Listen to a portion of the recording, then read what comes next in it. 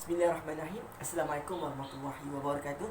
Bila ketemu lagi dalam satu lagi video yang saya akan ceritakan lagi satu tajuk yang berada dalam silibus pendidikan Islam tingkatan 5. Saya Muhammad Razakwan di kelas 509. Baiklah, hari ini saya akan menceritakan satu tajuk yang berada dalam silibus pendidikan Islam, iaitu perkembangan pendidikan pada zaman Bani Abbasiyah, kerajaan Abbasiyah. Sebenarnya kita nak tahu perkembangan dia. Jom tengok video ni.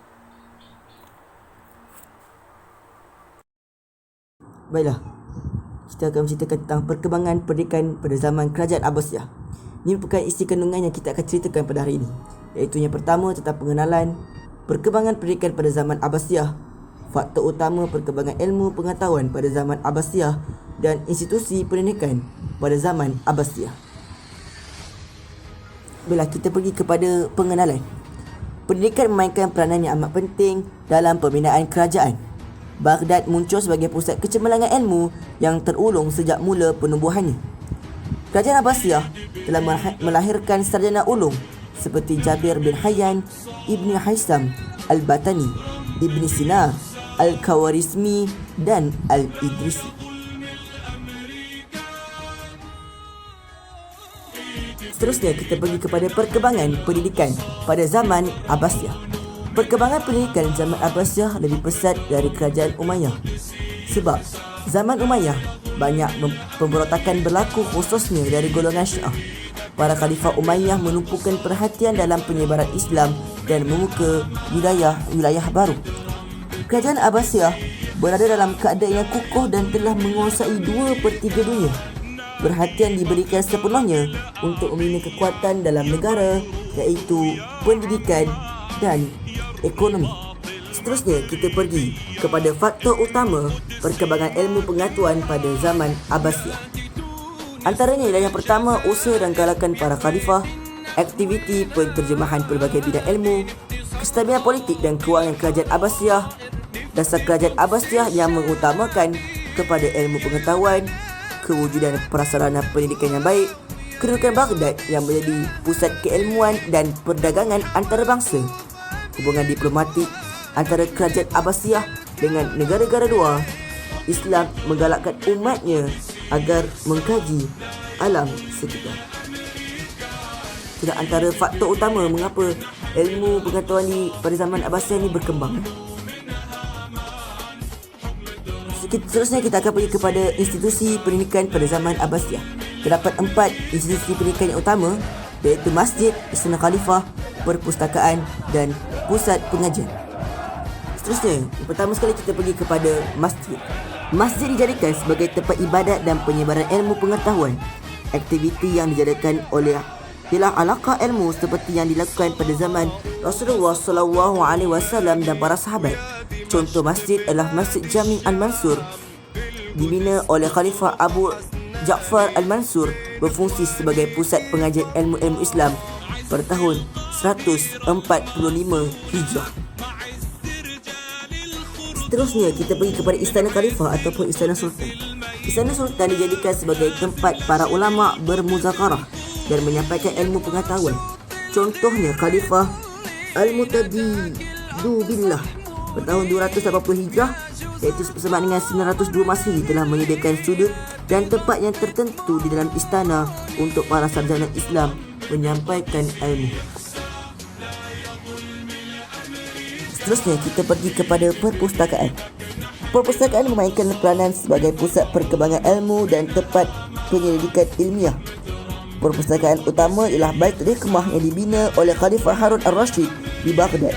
Di Baitul Hikmah terdapat banyak karya sarjana tempatan dan terjemahan daripada negara Parsi, Yunani, China dan India. Khalifah Al-Ma'mun berusaha membawa masuk karya-karya Yunani yang diambil dari Pulau Cyprus dan Istanbul.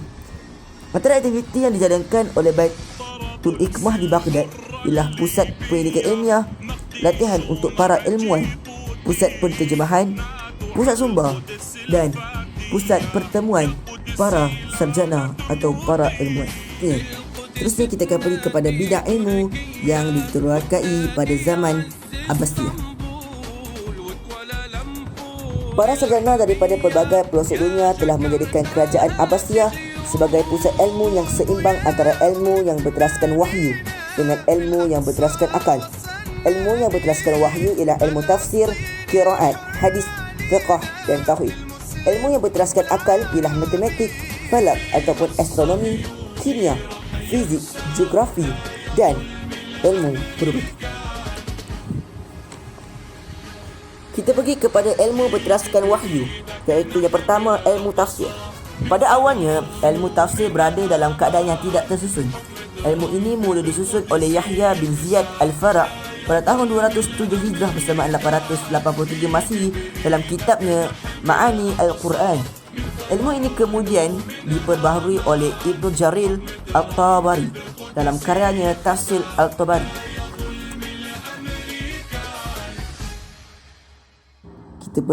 Seterusnya kita pergi kepada ilmu hadis. Zaman ini ialah zaman kegemilangan pengumpulan penyusunan ilmu hadis. Muncul pakar hadis kenal yang menghasilkan kitab yang dikenali sebagai Al-Kutub As-Sittah, kitab ke-6. Berikut merupakan pakar hadis tersebut. Yang pertama, Imam Al-Bukhari pada tahun 256 Hijrah bersamaan dengan 870 Masihi. Penyusunan kitab ialah kitab Sahih Al-Bukhari. Kedua, Imam Muslim pada tahun 261 Hijrah bersama dengan 875 Masihi, iaitu kitab Sahih Muslim. Ketiga, Imam Abi Daud 275 Hijrah bersama dengan 888 Masihi, iaitu kitab Sunan Abi Daud. Imam Al-Tirmizi 279 Hijrah bersama dengan 892 Masihi, iaitu kitab Sunan Al-Tirmizi. Imam An-Nasai tahun 303 Hijrah 916 Masihi, iaitu kitab Sunan An-Nasai. Dan Imam Ibn Majah 273 Hijrah bersama dengan 886 Masihi, iaitu kitab Sunan Ibni Al-Majah. Seterusnya kita pergi kepada ilmu fiqh. Pada zaman ini muncul tokoh-tokoh ulama muktabar yang mengasaskan mazhab fiqh yang terkenal. Antaranya ialah Imam Abu Hanifah pada tahun 150 Hijrah bersama 767 Masihi, iaitu mazhab Hanafi. Imam Malik bin Anas, iaitu mazhab Maliki. Imam Asy-Syafi'i, iaitu mazhab Syafi'i. Imam Ahmad bin Hanbal, iaitu mazhab Hanbali. Selain nama-nama yang disenaraikan dalam jadual di atas, terdapat ramai ulama lain seperti Al-Qadi Abu Yusuf, Sahnun Al-Mawardi dan Ibnul Qudamah yang turut mengasaskan mazhab fiqh yang terkenal. Seterusnya kita pergi kepada ilmu tauhid. Ilmu falsafah telah memberi kesan sampingan yang buruk terhadap akidah umat Islam. Ilmu falsafah Yunani telah dianggap sebagai rujukan utama dalam masalah akidah oleh segelintir umat Islam. Justru para ulama telah berjuang untuk memurnikan semula akidah umat Islam daripada pengaruh falsafah Yunani yang sesat. Perbincangan tauhid kemudiannya menjadi semakin luas berbanding zaman sebelumnya. Antara tokoh utama ketika itu ialah Imam Abu Al-Hasan Al-Ash'ari pada tahun 324 Hijrah bersama 930 Masihi dan Imam Al-Ghazali pada tahun 505 Hijrah bersama dengan 1111 Masihi. Seterusnya kita beralih pula kepada ilmunya berteraskan akal. Yang pertama, ilmu matematik. Formula baru matematik, ilmu hisab, telah dihasilkan oleh sarjana Muslim. Antaranya al-masalis, trigonometri, algebra, al-handasah, geometri, logaritma. Memperkenalkan sistem angka dalam abjad Arab. Memperkenalkan bilangan sifar dalam sistem angka. Tokoh matematik ialah Muhammad bin Musa Al-Khwarizmi. Beliau telah merantau hingga ke India untuk mempelajari ilmu matematik. Beliau telah mempelajari sebuah karya iaitu Hisab Al-Jabra Al-Muqallabah, iaitu Integration and Equation. Beliau mahir dalam ilmu falak dan ilmu geografi dan juga telah dilantik oleh Khalifah Al-Ma'mun sebagai pengarah Baitul Hikmah. Seterusnya kita pergi kepada ilmu falak atau astronomi. Ilmu falak atau astronomi adalah antara ilmu yang paling maju pada zaman Abbasiyah. Antara penemuan baru yang berjaya dicapai oleh sarjana Islam dalam bidang ini ialah mengukur jarak antara bumi dengan matahari, membuat jadual pergerakan bulan dan bintang, menjelaskan sistem geologi bumi serta pengaruh bulan dan matahari terhadap pertukaran musim, mencipta alat pengukur sudut. Tokoh ilmu falak ialah Al-Batani. Beliau berjaya menemui cara untuk mengukur jarak antara bumi dengan matahari dan membuat jadual pergerakan bulan dan bintang. Seterusnya kita pergi kepada ilmu kimia. Pada zaman ini umat Islam telah berjaya membetulkan beberapa teori kimia.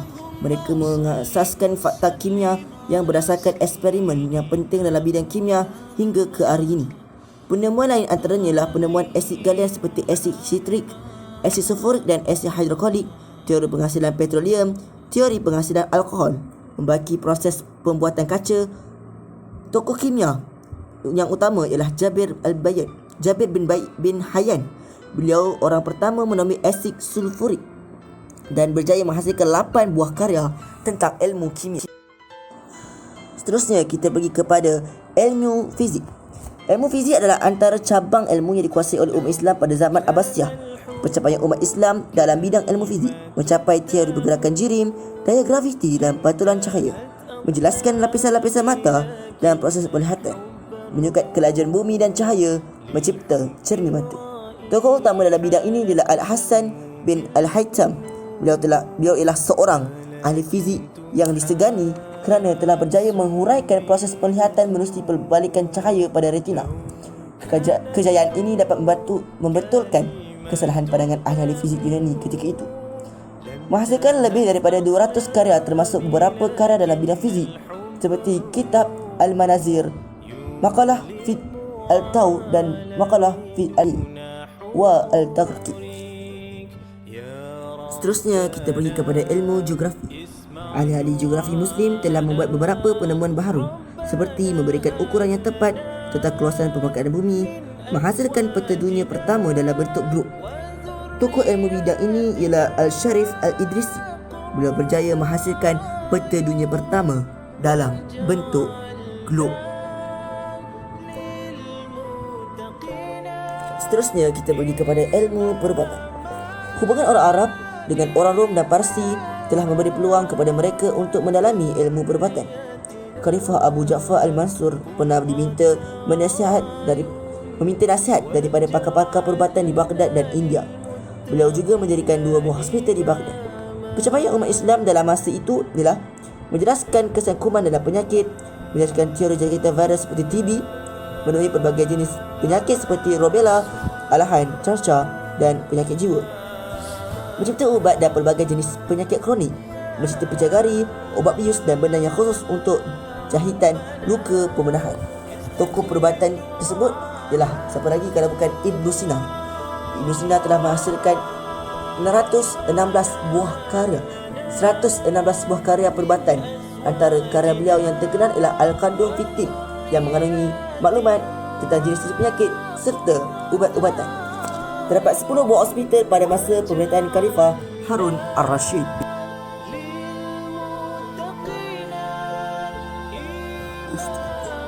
Seterusnya kita pergi kepada kepentingan ilmu serta kesannya dalam membina tamadun. Antara ilmu fardu ain dengan fardu kifayah menyebabkan umat Islam pada zaman Abbasiyah kuat dari segi fizikal dan mental, menjadi pemangkin kepada kemajuan ilmu di Eropah hingga tercetusnya zaman pembaharuan atau Renaissance. Karya-karya sejarah Islam yang bahasa Arab diterjemahkan ke dalam pelbagai bahasa termasuk bahasa Latin dan Hebrew. Setakat itu saja untuk video saya pada hari ini. Semoga anda yang menonton mendapat manfaat daripada video yang saya hasilkan ini. Semuanya yang baik itu datang daripada Allah dan ialah maha pun datang daripada Allah tapi melalui diri saya sendiri. Sekian, wassalamualaikum warahmatullahi wabarakatuh.